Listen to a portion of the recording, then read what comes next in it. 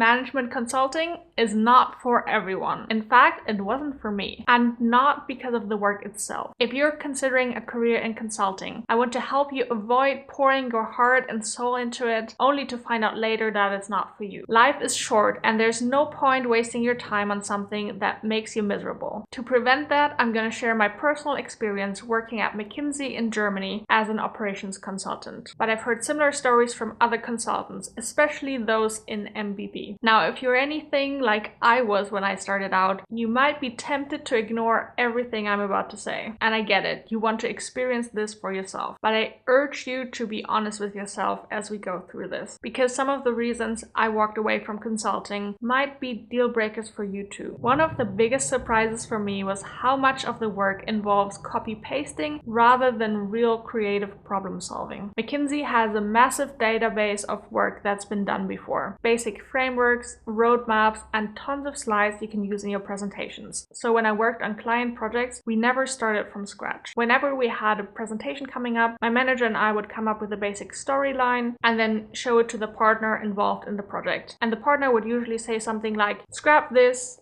I have slides on that. You can pull this from the firm database and ask this expert for a slide on that." We of course changed things like the branding, the data, and the exact text of the slides, but it was still a lot of copy paste. I'm not here to shit on that approach. It saves time and the clients were happy with the results. But as someone who thrives on creativity, it didn't feel satisfying. I wasn't really adding value. I was just assembling pre-made pieces. The presentations were consistently high quality, but they felt corporate and purely informational. That's not my vibe, which I hope comes across in my videos. I believe in making everything personal and engaging, but in consulting, the goal is optimization, not creativity. So if you're a creative thinker, be prepared to feel like you're not using your full potential in this role. Consulting is highly hierarchical, and as a newbie, you're at the bottom of the food chain. So you're probably gonna be doing the most annoying, tedious tasks, like creating hundreds of slides to the exact instructions of your manager and analyzing data from huge spreadsheets. You're mostly there to execute, not innovate. And at McKinsey, the leaders, so the partners and senior partners, get the final say. You can give input, but ultimately you need to accept that their decision is the one that matters. And you're even expected to treat it like it was your own decision, to show ownership, which I could do a whole rant on their concept of ownership. Okay, you know what? Let's do the rant. I have never struggled with taking ownership before. I've always been the person to step up in group projects to be the team leader and keep everyone on track. And as an engineer, I've successfully led many projects for millions of dollars of equipment by myself. I have even built this YouTube channel by myself. So it's safe to say I can get stuff done by myself. Yet I kept hearing from leadership in consulting that I needed to show more ownership. So here's what I think the actual problem was. In all projects I successfully owned, I had either decided to take on the project myself, or at least I had decision power for the project. Of course, there were constraints set by others, like the budget of the project or the area that equipment needed to fit into, but I could decide how to achieve that, the detailed engineering, and which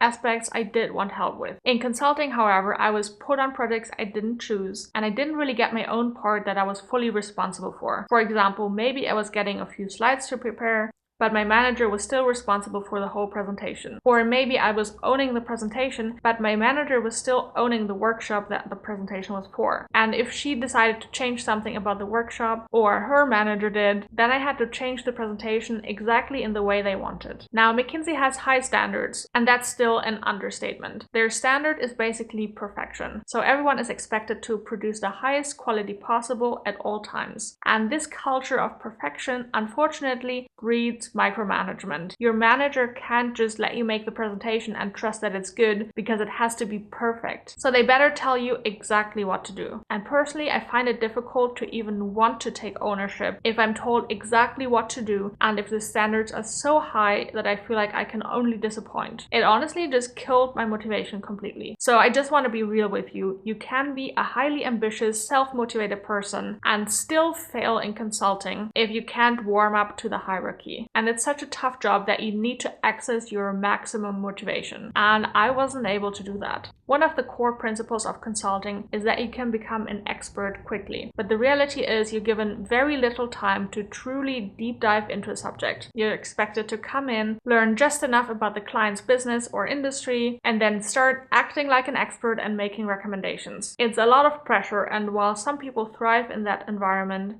I found it frustrating and uncomfortable. I've never been able to bullshit my way through anything. I don't know, I just don't have the BS gene, I guess. If I don't know something and I can't quickly Google it unnoticed, I'm just gonna say that I don't know it. But in this job, that's wrong. You are paid to show up as an expert. You need to act confident at all times and always try to find a way to spin your knowledge to give your client advice, even if you have no idea. Now, to some extent, this is something I want to work on, being more spontaneous in conversations and applying first principles thinking to solve new problems I've never encountered before. But there's a limit to how much I want to do this, and I would always rather take some time to think about a question or problem, do some research, structure my thoughts, and then give advice rather than coming up with something on the spot. If you're someone who values deep expertise and deep thinking, consulting might leave you feeling overwhelmed and disconnected.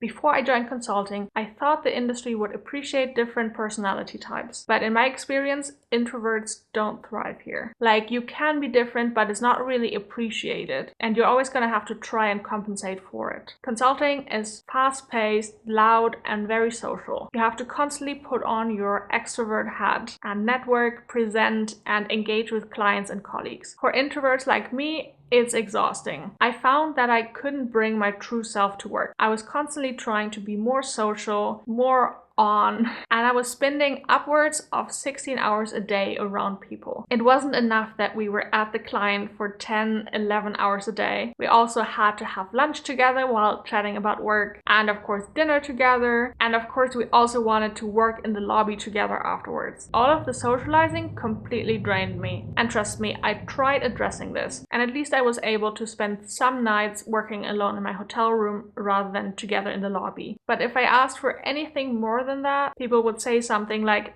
"Welcome to McKinsey," or "Maybe you're just not cut out for this job." I hate to say this because I don't think it should be like this, but if you're an introvert who values quiet, focused work and who needs frequent social breaks, consulting is gonna be a constant battle. Like, you can do it and you will get used to it and get better at socializing to some extent, but are you gonna thrive? Likely not. And finally, let's talk about the schedule. This one was a huge factor for me. Like, I was prepared, but also not prepared for the intense work hours, constant travel, minimal sleep, very minimal sleep, lack of exercise, and did I mention very minimal sleep? It's such a big topic that I've broken it out into its own video. So if you're curious about the consulting lifestyle and just how little sleep I got, you can check out my full breakdown of a typical week as a McKinsey consultant right here.